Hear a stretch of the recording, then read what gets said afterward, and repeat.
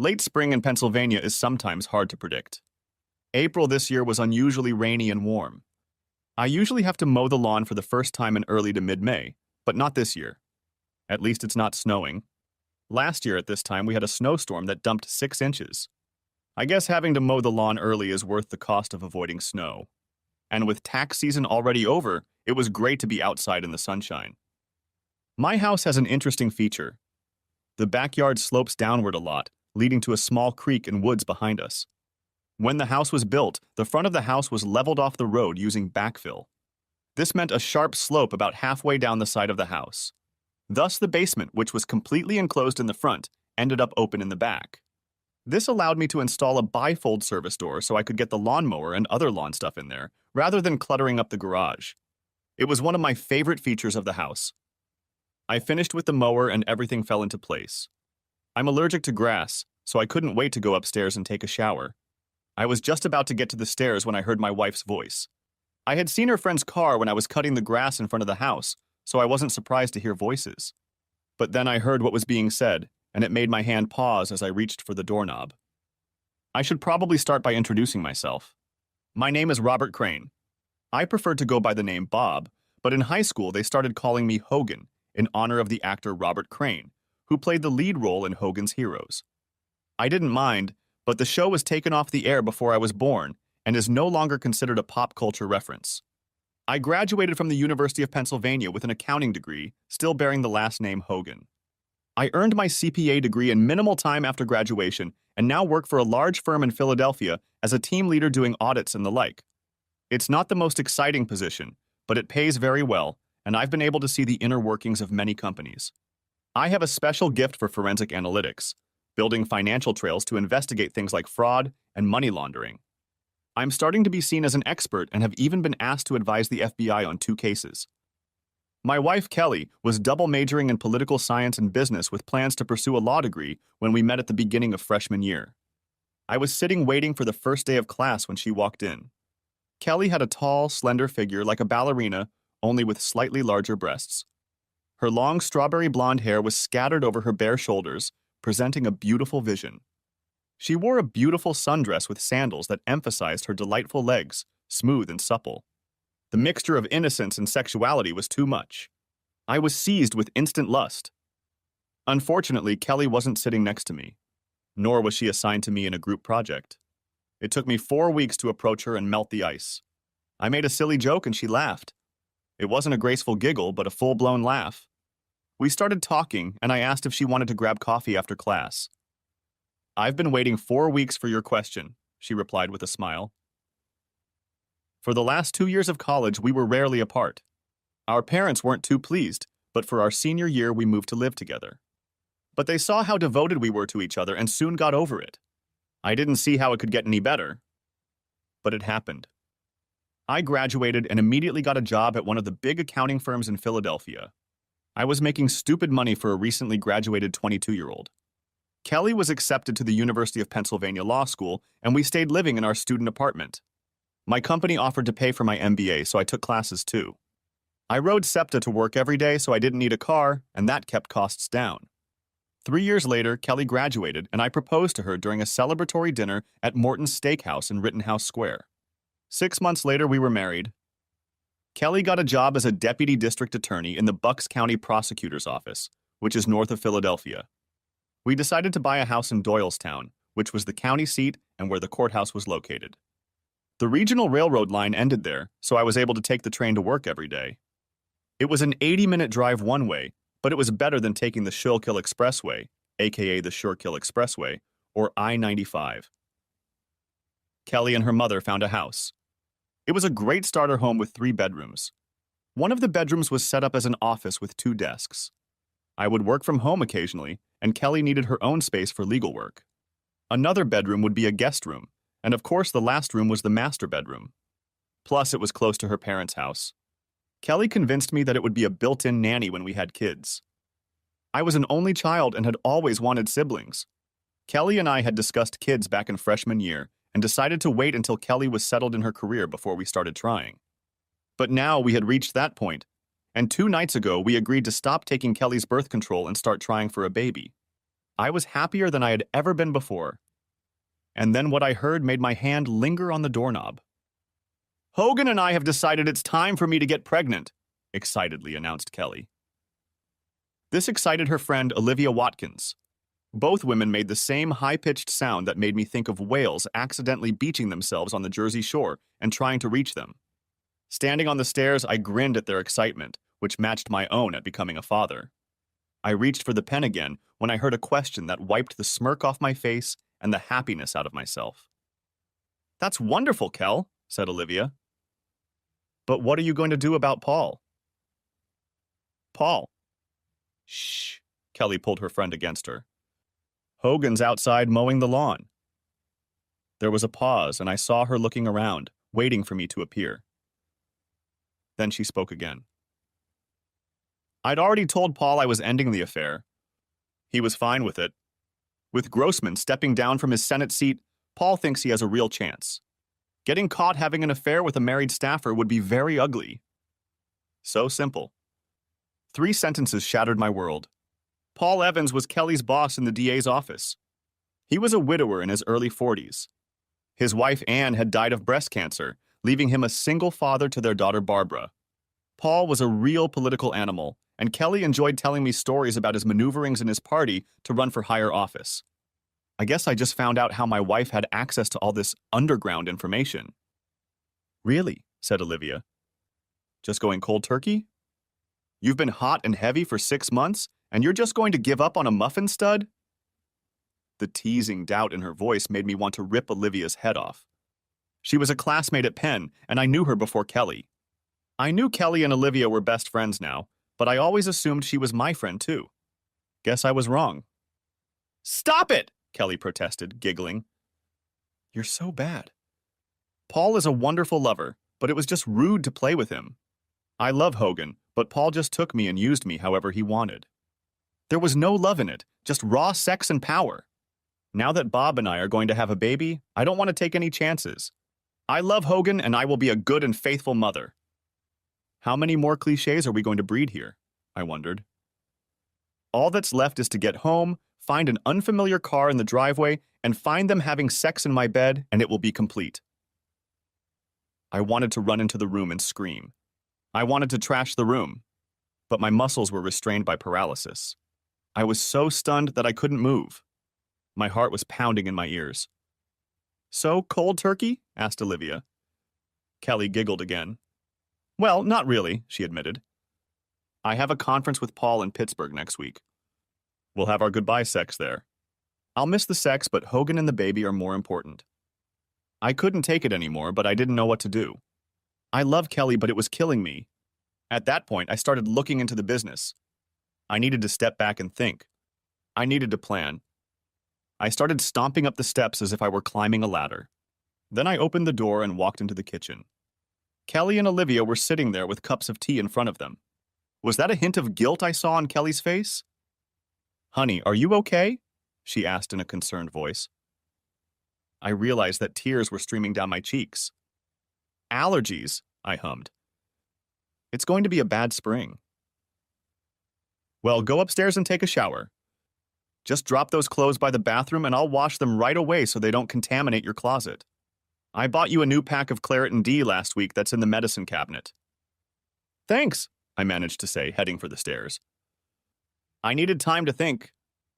The next morning was Monday, and I used the excuse of an early meeting to get up and out of the house before Kelly got out of bed. The night before, I had used my allergies as a reason to go to bed early because my emotions were running high.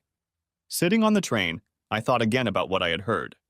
On one hand, my wife was unfaithful, but it ended up being purely sexual to stay with me and bear me a child. Some would say I should leave it at that and be happy that my wife is back in the marriage, planning to be a good wife and mother. However, there is a voice in my head that says that if she did it once, what's to stop her from doing it again in the future? 10 years from now, when the kids are in school, won't she have another just sexy affair? Then there's the divorce with the kids, in which Kelly will likely get the kids, and I'll get a hefty alimony and maintenance bill. Being an accountant and business analyst, I had to think in terms of risk and reward. I found myself doing the same thing here. It came down to the fact that my trust in my wife was completely shattered. The just sex excuse overlooks what's really important in these cases. It is a complete lack of respect for the partner. The cheater knows they are doing wrong and hurting the other person. Otherwise, they would be doing it openly, and I would have known about it from the beginning. Don't get me wrong, I don't think I would have ever put up with her sleeping with Dawn. But at least if she had talked to me about it, some respect would have been shown. Kelly's action proved to me how much respect she has for me. I worked all day, but part of my brain was focused on what I had to do. I had no proof other than an overheard conversation. I hadn't even noticed anything different in the last 6 months while the affair had lasted. A direct confrontation without proof would be a big risk with little chance of reward. Kelly will deny it. Paul Evans would deny it. Taking any case through the courts would be financial suicide, since every judge, politician, and lawyer in the surrounding counties knew Evans. I would be buried to keep his name clean. I thought about just leaving and starting over somewhere else. It was tempting. But the house would be like an anchor around my neck. Kelly couldn't afford it on her paycheck alone, and we had almost no equity. She'd have to sell it almost immediately to avoid foreclosure, and with the current state of the market, that was unlikely. It would have destroyed both my and her credit history. Being a CPA with a bad credit history is not a good decision when looking for a new position. How can anyone trust you with someone else's money when you clearly don't know how to handle your own? I needed proof before I could do anything about it. I got it, but it came from the most unlikely source. 3 days later, I held on, but I still hadn't found any evidence to back up what I'd heard. Her personal laptop was clean. No secret email accounts were found. No sexy lingerie hidden in a box in the back of her closet. No receipts from places she wasn't authorized to go. Absolutely nothing. Then Kelly called me at work and told me we were invited to a political announcement party at Paul Evans's house on Friday night. I assumed it was his high-profile announcement that he was running for a seat in the U.S. Senate. I had thoughts of a high-profile announcement, but I still had no proof, damn it! We arrived just in time for the big event. Evans had a great mansion near Washington Crossing with a small horse farm. A large tent was set up in the backyard for all the guests. And when we walked in, at the head of the receiving line like a king, stood asshole Paul Evans himself. Being a widower, Evans didn't have a wife to play hostess. But he had apparently enlisted his 21-year-old daughter for the role. She stood next to her father, greeting the guests as if she was born to do so. When it was our turn, Evans smiled broadly at Kelly and exclaimed, "Kelly, you did it! How wonderful!" He kissed my wife chastely on the cheek. Then he turned to me. "Robert, it's good to see you again. I'd be lost without your wife, but I realize I'll have to give her up soon when you start expanding your family." He laughed at his own joke. "Just let me have her when you're done with her, and there will be no hard feelings." There was laughter again. Kelly even blushed a little, and I felt like finishing the smarmy goon off. I took his hint, which he obviously thought had gone over my head. "Who knows what the future will bring," I said in an even, neutral tone. Not hostile, but by no means friendly either.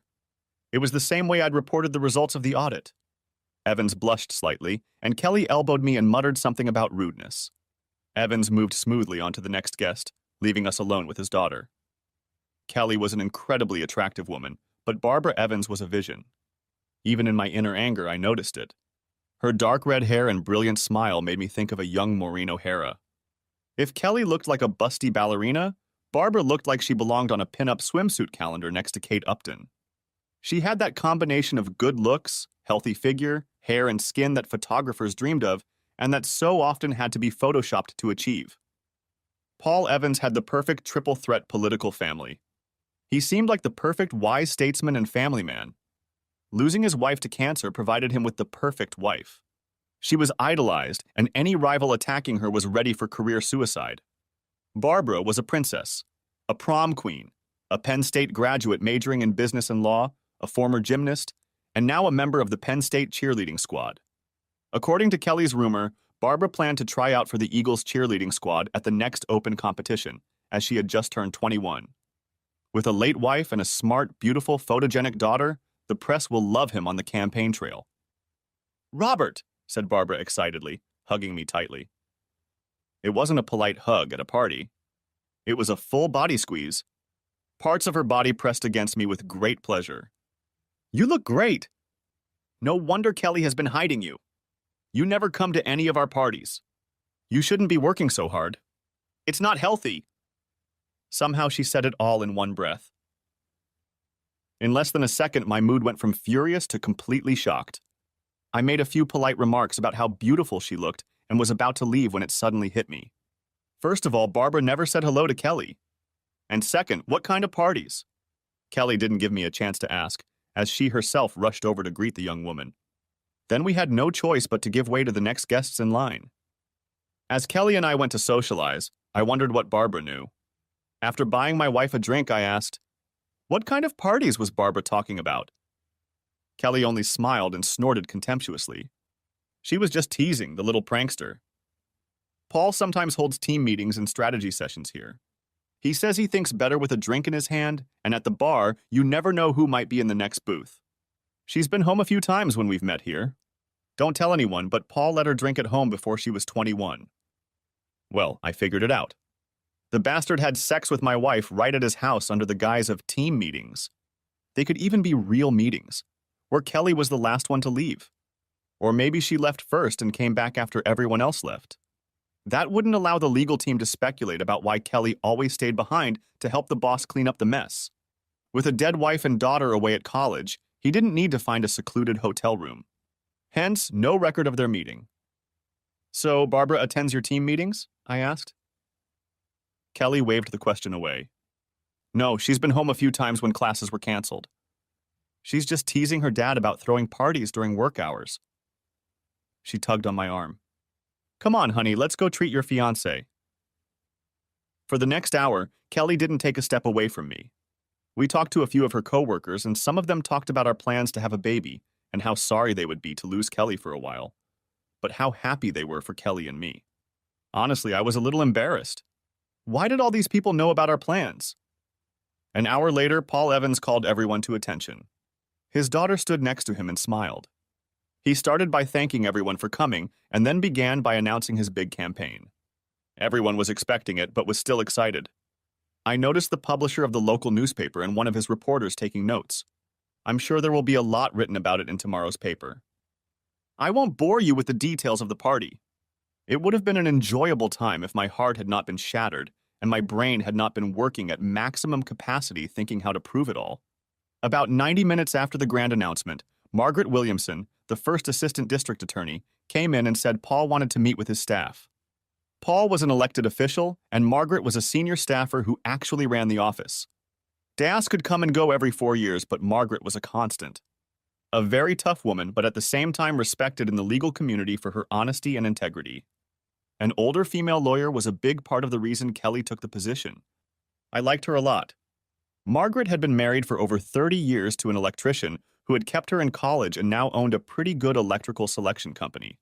These two were devoted to each other. I always thought of them as a model for Kelly and me. "Sorry for stealing your wife away from you, Hogan," Margaret offered. "Paul wants to discuss office organization as soon as he's done campaigning." A moment later, they were both gone. I stepped away from the small cluster of spouses left behind at the meeting and headed to the other side of the large pool across from the patio where the party was being held.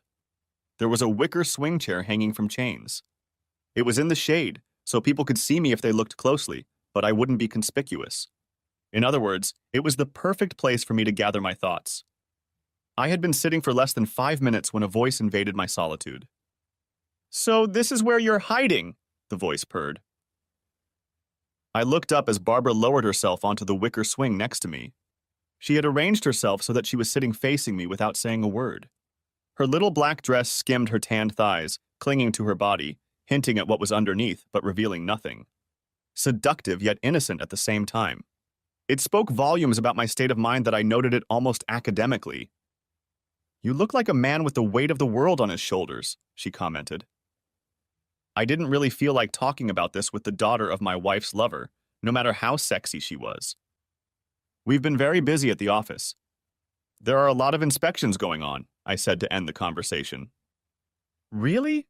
Barbara asked in an interested tone. "I just finished my last accounting course in school."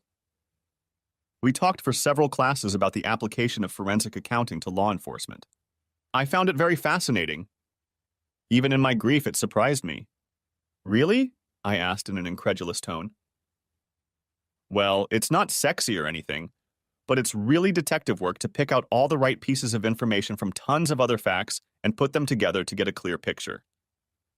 Plus, since some people are trying to hide this information, it gets even more complicated. Most people look at it differently, I admitted. Barbara began to talk at length about what she had learned in the class and why she enjoyed it so much. I have to say that I was impressed. I've had people completing internships at the firm who couldn't have spoken so well about this topic.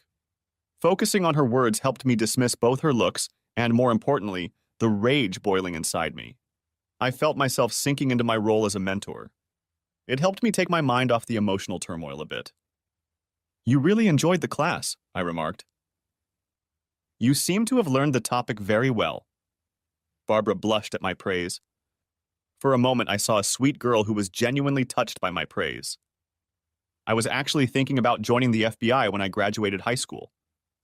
Dad wants me to become a prosecutor or go to work at one of his friend's law firms. I don't think that's what I want to do. You should follow your dreams, not your father's. It was honest advice, not that I was opposed to ruining the jerk's plans.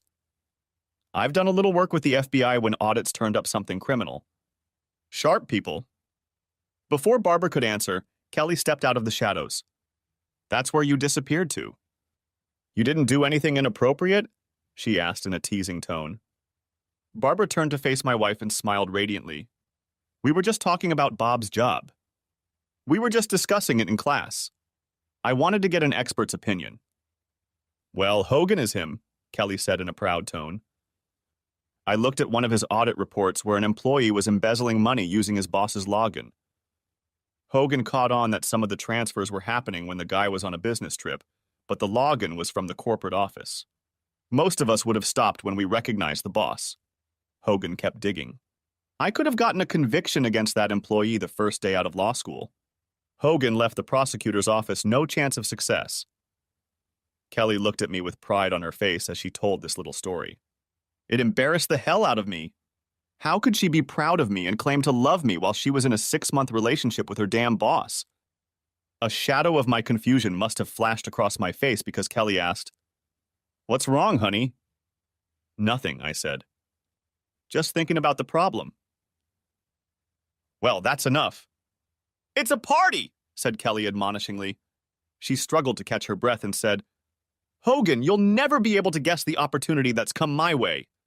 Paul and Margaret want me to take over the administrative work since I plan to go on maternity leave as soon as you finish your job. That way, when I leave, there won't be any work left to do. I'll be working directly for Margaret." My heart sank at the thought of Kelly being away from that bastard Paul. My hopes were dashed after only a second. "I'll have to travel occasionally," Kelly continues. "I'll be delivering important papers to Paul during the campaign, so I won't be involved in his campaign, but I'll get to see some behind-the-scenes action." "It's going to be a lot of fun!" I could feel my heart breaking all over again.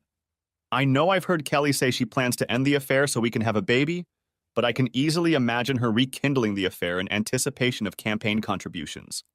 And if she gets pregnant, who's to say the baby will be mine?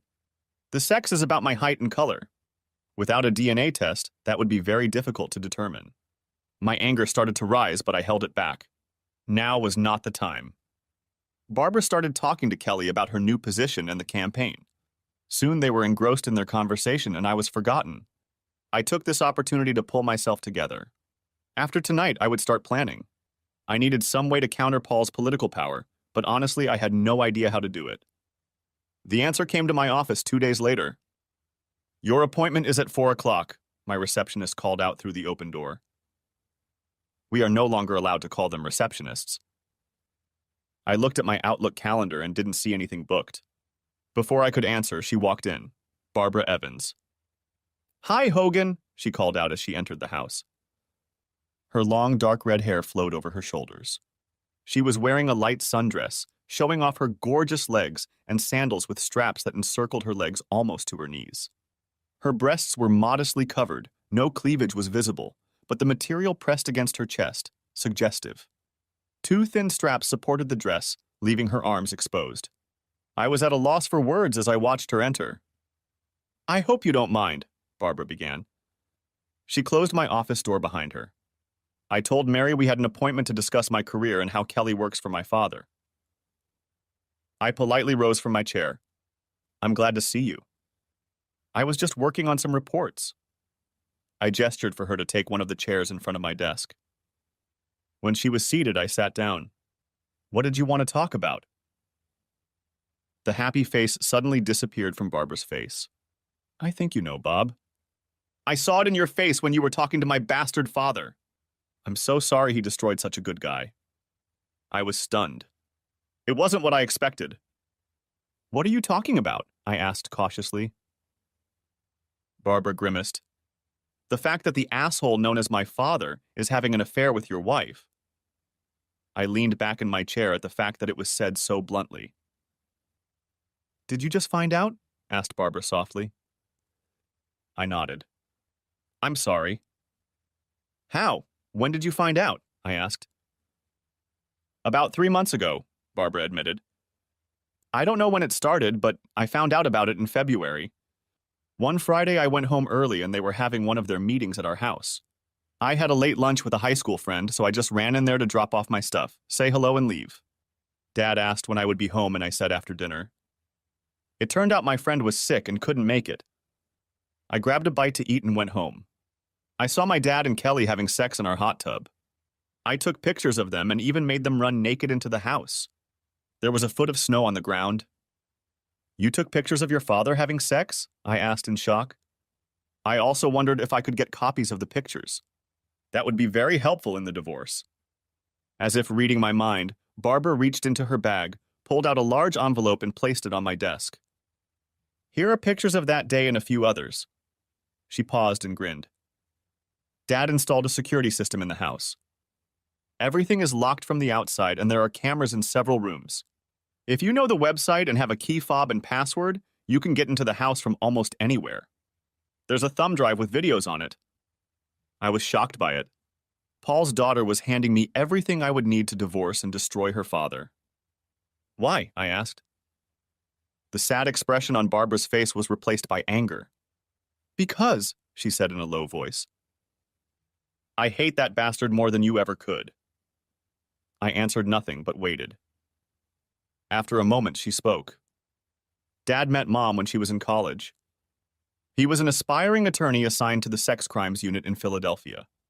Mom had come from Ireland to study. Her family was well-to-do but died in the Londonderry bombing. She came here to get away from the turmoil. Her voice took on a soft tone that she had probably adopted from her mother. Mom dated some loser who hit her so hard she ended up in the emergency room. Kelly paused and placed a small book on my desk. It was quite thick and decorated with green lace. I found her diary after she died, and she was something of a submissive. She liked to be led by a strong man. This asshole took it too far and she ended up in the hospital. Dad was assigned the case. They met, the asshole went to jail, and a year later they were married. Dad was always ambitious. He got a smart, beautiful woman with an exotic accent. Mom got a strong man who would protect her. I showed up a few years later. Dad wanted me to do gymnastics. He thought his daughter's performance in the Olympics would do wonders for his political career. You know how most gymnasts' careers end? I shook my head and said, I never thought of that. Barbara smiled. They call it the 3 Bs, tits, asses, and boys. I got the first one. I was told to do cheerleading and be an all-American girl. I didn't mind as I loved performing, but by the time I was 16, I realized I was just a prop for my father's ambitions. Mom knew about it almost from the beginning.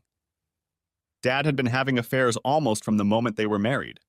Mom knew and begged him to stop, but she was too weak to do anything about it. She felt trapped. She was a confirmed Catholic, so divorce was out of the question. Barbara paused for a moment, and I let her gather her thoughts. After a moment, she continued. Sometimes I wonder if her poor response to cancer treatment was the result of her unconsciously wanting to die or actively sabotaging her treatment. Either way, I was with her in the hospital when she died. The official story goes that my father was in court seeking a murder charge. He got the doctor to change the time of death. He was actually banging his assistant in her apartment to celebrate. He just displayed the mom as his trophy, and the press loved the story of how they met. Heroic prosecutor goes to rescue a battered woman. Hell, the bastard beat her himself more than once from what I've seen. Why are you telling me all this? I had to ask.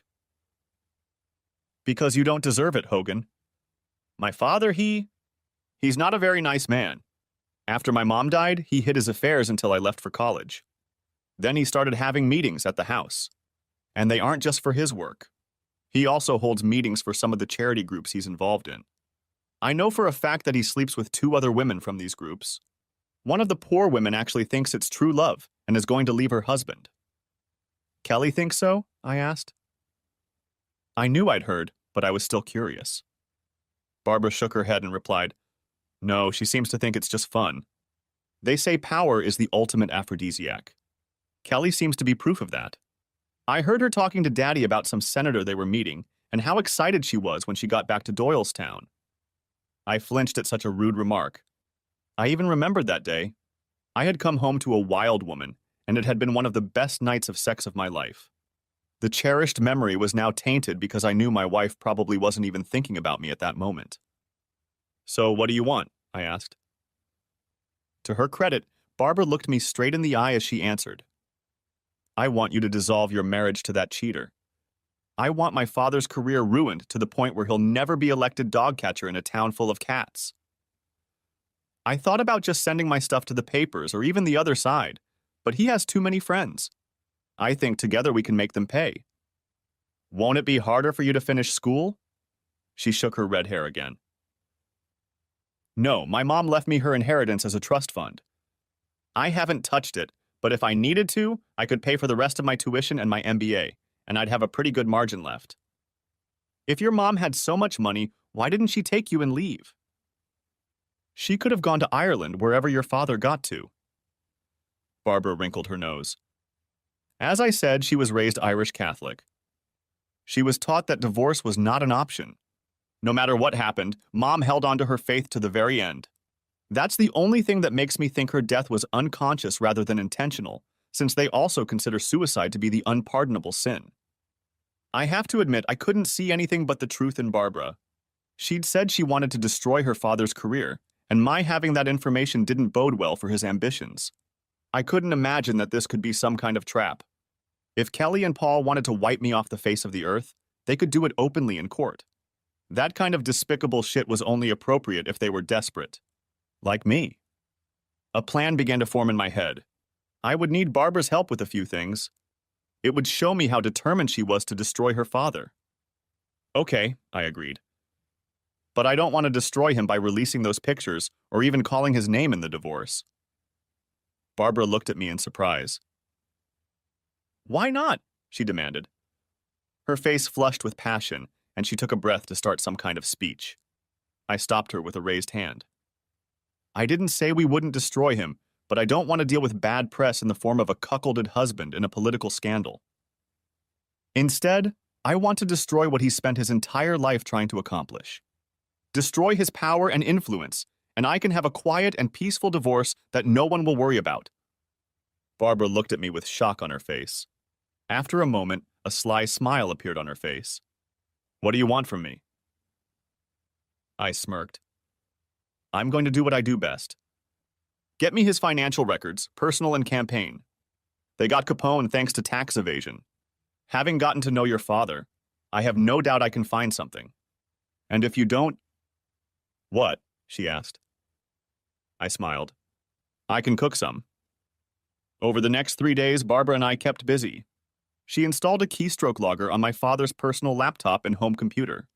She also made a full backup of his computer's hard drive.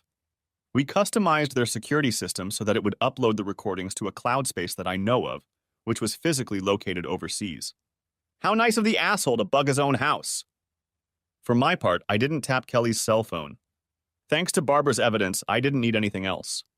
But I did activate the GPS tracker designed for parents watching their kids. It basically used cell towers for location, unless I sent a command to activate the GPS. I just didn't want it to catch me at home when I was busy with work. I faked a groin injury the day after Barbara first came to me. It gave me an excuse not to have sex with my wife. I never thought I would have to make up an excuse not to have sex with my favorite wife. After hearing about the number of Paul's partners, I didn't want to risk even more than I unknowingly did. Besides, I don't think I could have done it without venting my anger. By the way, I made a doctor's appointment to get tested for STDs. Nothing showed up at first, but some of them, like HIV, can take months before they give a positive antibody result. Kelly traveled to the conference in Pittsburgh, annoyed and frustrated to meet Paul one last time. Not surprisingly, she was very excited about the trip. Having left her hanging for the past few days, she was very excited. Some guys might have given her goodbye sex as revenge. My problem was that somewhere inside I still loved her. I could never trust her again, but that didn't mean I didn't still love her. But I also couldn't bear the thought of having sex with her after what I'd learned. It was Thursday morning, and Kelly was waiting with her packed bag for Paul and a junior lawyer from their office who was traveling with them to a conference. I wondered if the young guy knew he was their cover. "So I'll be home Sunday afternoon," Kelly said, coming in behind me and dropping my bag by the front door. I sat at the table with my back to her and sipped my coffee. She wrapped her arms around me and leaned in so that her lips were right next to my ear. "I hope you're feeling better so we can start on the baby," she whispered. Her tone would have brought a dead man back to life, and her scent. It brought me back to more innocent days. It made me want to cry right there. But I managed to hold it together. "I'll ice it so it heals," I assured her. I stroked her arm and kissed her forehead. She moaned. "I wish I didn't have to go to this. It would be so much better to just stay home with you and be naked all weekend." "You can always tell Evans that something more important came up," I said. It just came out. And from the way she looked at me, she heard something in my tone. "What's your problem, Paul?" she asked in an amazed voice. "First you were rude at the party, and now you sound like you hate the man." I forced myself to calm down and shrugged. "Honestly, I've seen too many hotheads like Evans who think they're untouchable and the epitome of power. They're big fish in small ponds.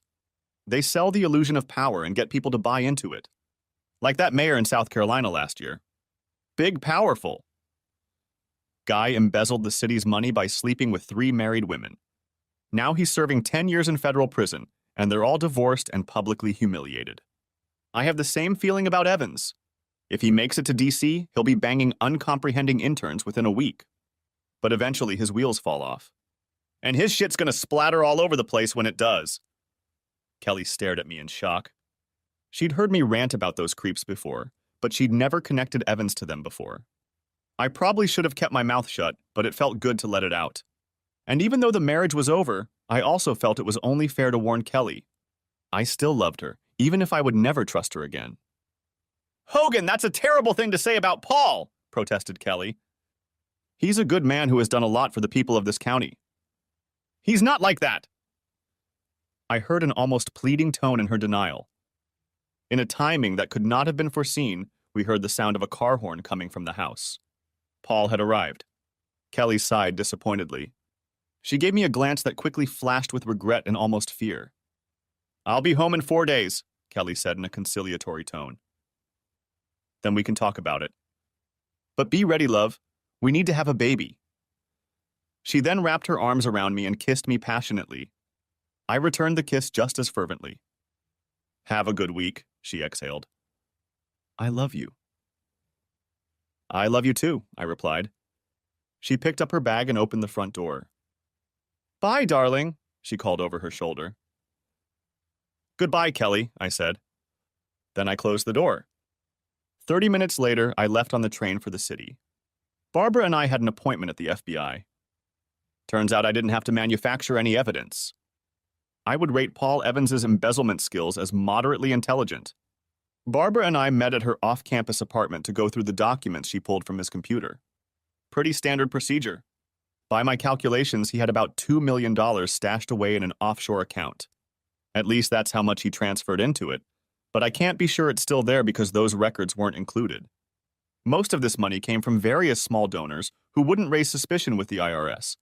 But why were people from out of state donating to the DA's campaign? I was able to trace a few of them to defendants who had cases dismissed or plea bargains with unusually lenient sentences. It was Barbara who discovered the biggest bomb. Turns out she wasn't the only child.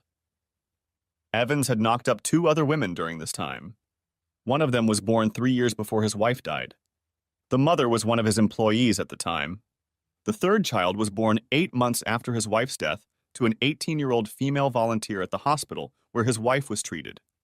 Evans transferred $2,000 a month from campaign contributions to each woman as poll research consultants. Barbara nearly destroyed her own apartment in anger. That red hair really is a warning.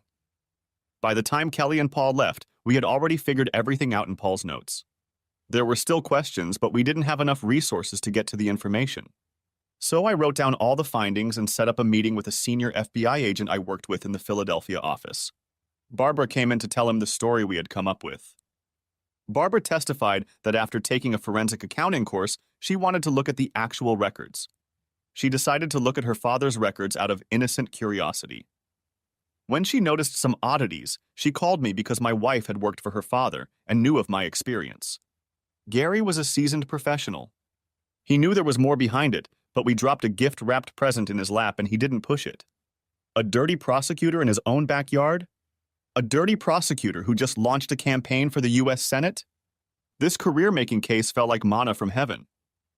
We caught a cab to Barbara's apartment, since she had classes late, and I walked to the 30th Street station to take the train home. I was already thinking about packing up and leaving when Kelly got home. Gary promised to speed things up and at least subpoena Evans's records by Wednesday. It was unlikely that word of the investigation would get out before then. The bastard will realize how illusory his power is when all the rats abandon his ship. Kelly called me while I was on the train ride home. She said she called early because they were going out to some big dinner, and it would be very late before she got back to her room. I had no doubt she wasn't planning on staying in her room tonight. I made a few vague remarks saying it was fine. She caught my distracted tone and asked what was wrong. I just had a meeting with FBI agents on a case, I replied. I'm on the train, plus the investigation is still ongoing, so I can't talk about it. All of this was the absolute truth. Sounds like you've really been hurt, Kelly said, her tone concerned. Yes, this story is going to be horrible. It will probably make national news when the whole story leaks out. Really? Asked Kelly, looking a little intrigued. Can't you give me a little hint? I couldn't help myself. Criminal politician, bribes, money laundering, sex, adultery, children. Typical summer romance. Anyone I know? I grimaced. I've already said too much. If I say anything else, the Bureau will shut me down. Oh, you're no fun to be with, Kelly pouted. Don't worry, honey, your secret is safe with me. We said goodbye and she left. As I walked into the house, it hit me. My marriage was over. We'd dated and been married. We'd been together for 10 years. I never expected to be single again, but that was what I was facing now. Eventually, I just sat on the couch and waited for the sun to go down. I just sat there and watched. I felt like I was watching my life fade away over the horizon. I just watched. It was many hours after sunset before I stirred again. It was Saturday afternoon when I came out of a fit of self-pity. I'm not saying I didn't deserve an indulgence, but I knew I needed to shake things up. Ironically, I was mowing the lawn again when I saw a BMW convertible pull into my driveway. I stopped the mower, watching Barbara get out of the car. The first thing I saw was her long, pale legs sticking out of the driver's side. She was wearing her sandals again, with the thin laces wrapped around her calves. They always made me think of the ancient Greeks. As she stood, I could see her sculpted legs flexing, which spoke of the strength hidden beneath her firm flesh. In keeping with the Greek trend, she was wearing a pure white dress that looked like a toga, reaching to mid-thigh but with 2 inches of lace at the bottom, allowing a few tantalizing glimpses of her upper thighs. The dress was of a light, silky material that hugged her curves and tended to be translucent. Her firm breasts were supported by a bikini that was visible through the dress. There was nothing on her arms except for light freckles dotting the skin on the top of her arms and shoulders. The dress was slipped over only one shoulder, leaving the other shoulder bare. Her long red hair came down in waves over those same shoulders. However, it was her gray-green eyes and smile that caught my attention as she approached me. I turned off the engine and saluted her. Well, you're looking better than I expected, Barbara said. I half expected to have to pull you out of a bottle or pull you down from a ledge. I snorted. I'd had a lot of thoughts about both options last night. It had to be done, I said. Besides, it distracts me. Not seeing a lawyer? She asked. I shrugged. I did it on Tuesday before they even left. The paperwork will be ready on Monday. I arranged to do an audit at a client in Austin and leave on Tuesday. Usually business trips like this last 3 days, and then I work remotely until the report is done. In this case, I'll be there for all 3 weeks. I shrugged. I guess that's the coward's way out, but I don't want to be here when this whole mess is over. I saw the agreement on Barbara's face. She knew it would draw attention to her too, as the bastard's daughter. I'm glad you're thinking ahead, the redhead said. But I realize that's what you're good at. The smile appeared again. Now I know how to plan too. So here's my plan, Barbara announced. I'm going to help you finish your work here, and then you're going to come to my place. We'll have fun, and you can even ogle me all you want. I have a swimsuit you'll just love. The last part was said in a voice that could have raised even a dead man. I tried to rally. Barbara, I'm still married, I protested. And I don't think I'll be ready for anything else for a while. You need to blow off some steam before you explode, the sexy red-headed girl insisted. Besides, you know the old saying, what's good for the goose is good for the gander. Her gaze was playful, sly, and guileless all at the same time. I couldn't help but laugh. By one of those bizarre coincidences that prove truth is stranger than fiction, we ran into Olivia of all people. After finishing up my yard work, I cleaned up and we headed out for a late lunch at a nice restaurant. I wasn't really looking for revenge sex, but it was nice to get out of the house. And going on a date with a woman as nice as Barbara, and who looked just like Barbara, wouldn't be difficult at all. As I pulled up to the restaurant, I noticed a car parked a little closer to it. It was Oliva's car. I always thought it was a crime to put OBX and Jersey Shore bumper stickers on a Mustang GT. I almost told Barbara to turn around and we'd find another place. But I didn't. Instead, I did something completely out of character. It was all done on a whim. After all my careful planning, something inside me just exploded when I saw Olivia's car parked in that lot. I nonchalantly put my arm around the red-headed beauty and ushered her into the restaurant without further ado. I tipped the host to seat us at a particular table. It was somewhat shaded, but it was in plain view when we returned from the restroom. I seated Barbara facing outward and settled myself next to her. She smiled when I took her hand. "What brought this on?" she asked with a sweet smile. "Not that I'm complaining." I laughed. "Remember when I told you about how I found out about my wife cheating on me?" "Her friend Olivia?" "Well, her car is parked right down the street." Barbara broke into a throaty laugh. "So I'm going to be the other woman?" "Ooh, I can live with that." She leaned forward and planted an incredibly tender kiss on my lips. It wasn't a deep, passionate kiss, but rather a kiss that hinted and promised that there was more to come. A lover's kiss. The food arrived, and I frankly enjoyed myself. The tricks were forgotten while I enjoyed Barbara's company. Her keen sense of humor was killing me. I had never heard accounting sound so dirty before. I happened to glance over and noticed Olivia walk past us. I pointed her out to Barbara. "Oh, that feels good," she giggled. "I've been looking forward to this." With those words, she leaned forward to kiss me. I ran my hand under the table along her leg. The skin of her thighs was so incredibly soft, and underneath hid firm, supple muscles. The touch was electric. I could feel the heat coming from her panties. My hand slid forward on its own to feel the moisture. I was so immersed in the sensation that I was surprised when I heard Olivia yelling at me. "Hogan! What the hell are you doing?" she shouted at me. "Who is this tramp? Hitting on your wife while she's out of town? I thought better of you." I have no doubt the whole restaurant heard her. I let go of Barbara and turned to look at my former friend. "What's your problem, Liv?" "It's just a little carefree sex before Kelly and I settle down and have a baby. And you'll be able to resist it. People are trying to eat." Olivia stared at me like I'd hit her with a dead fish. "What?" she began. "Come on, Liv. Kelly's doing the same thing. I'm sure she's having sex with her boss right now. Has been for months now. So I decided it was only fair that I have sex with the boss's adult daughter." I think Olivia almost had a heart attack. I felt Barbara start to giggle, and I squeezed her lightly to keep her quiet. Of course, I kind of forgot where my hand was, so her giggle turned into a moan of pleasure. "You know about stammered Olivia. I know I'm supposed to be the faithful husband who doesn't realize anything while my wife is running around and being helped by a woman I considered a close friend.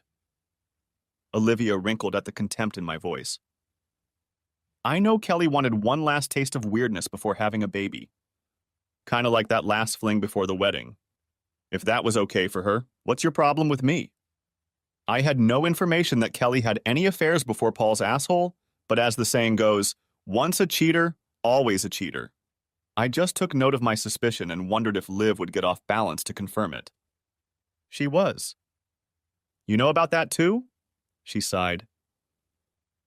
No, but thanks for the confirmation, I replied. Olivia turned pale at that.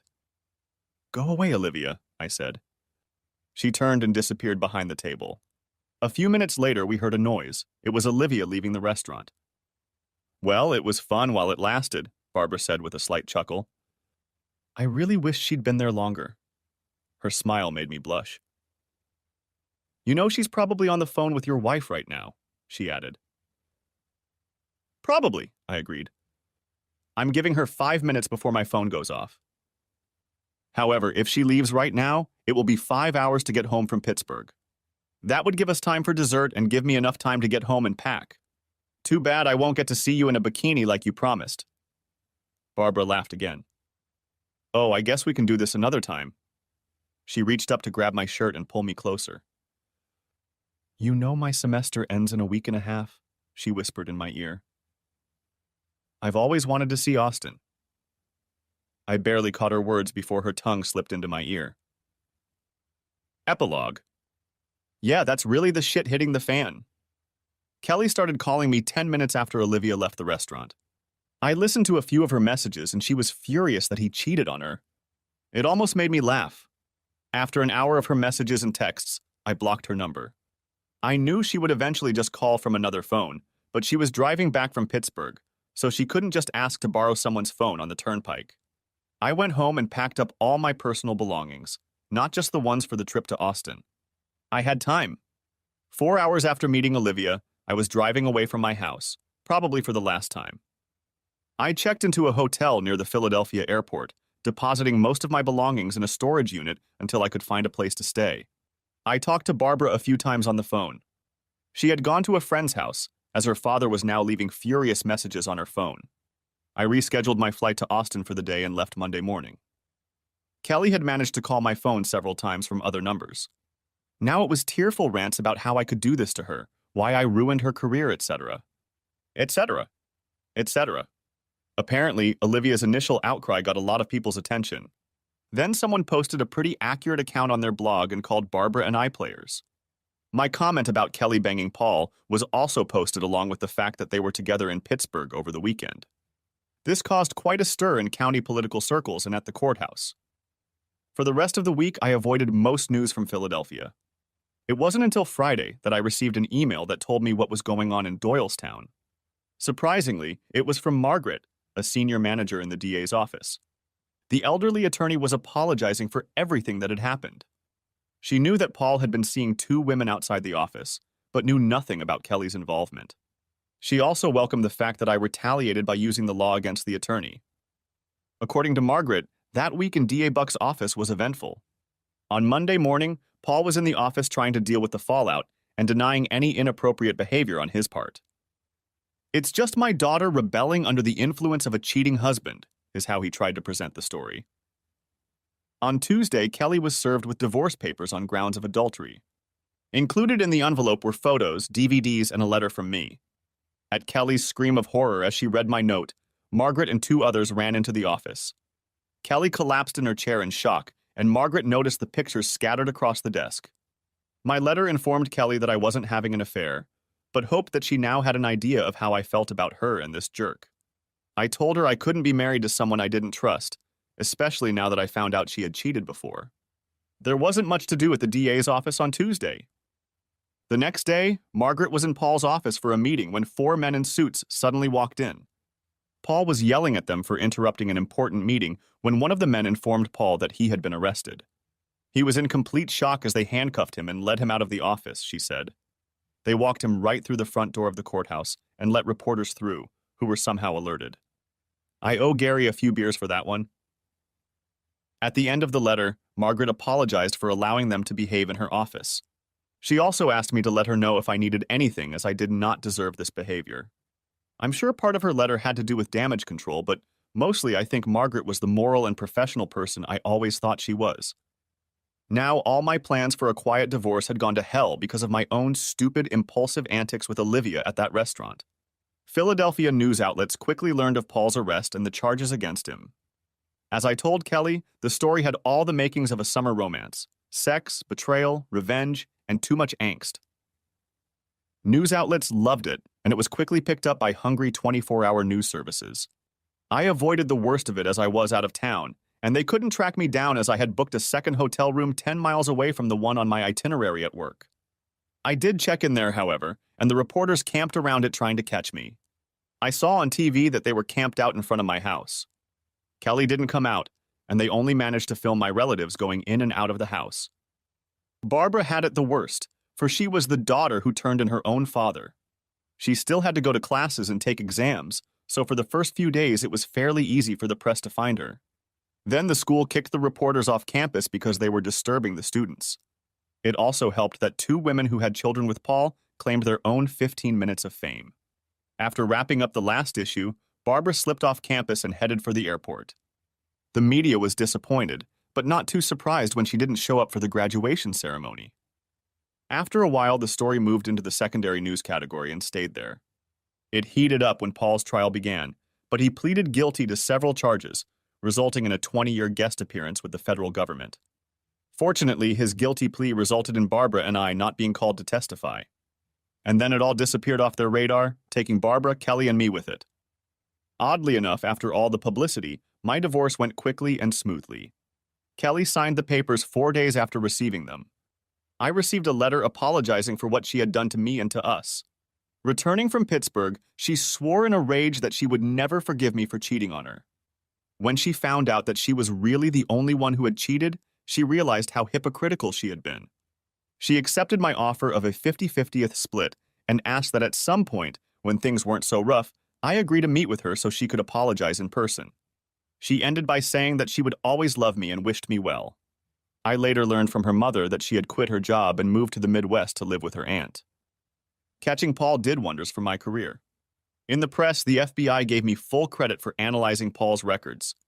Because I was hiding from the same press, I was even more thorough in Austin and found not only the embezzler they were looking for, but a second embezzler they had no indication of at the time. My firm promoted me and put me in charge of the white-collar crime team. And yes, some joker labeled the team Hogan's Heroes. But the best part was that they assigned me an assistant, a recent college graduate looking to gain experience in forensic accounting. I've never enjoyed working late so much. And that bikini looked even better on the floor of my hotel room.